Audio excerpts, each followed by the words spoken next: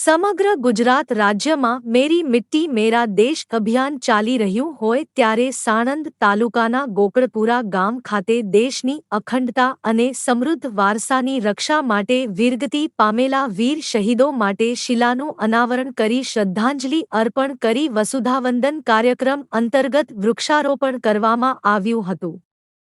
દેશની રક્ષા કરનાર વીરોના પરિવારોનું સન્માન કરવામાં આવ્યું હતું. તેમજ વિદ્યાર્થીઓ અને મહેમાનોની હાજરીમાં શપથ લઈ સામૂહિક રાષ્ટ્રગાન કરવામાં આવ્યું હતું.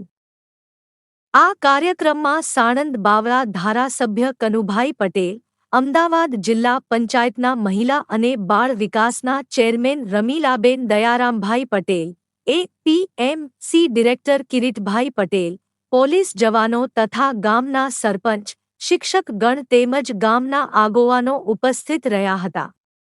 ચિરાગ પટેલનો રિપોર્ટ.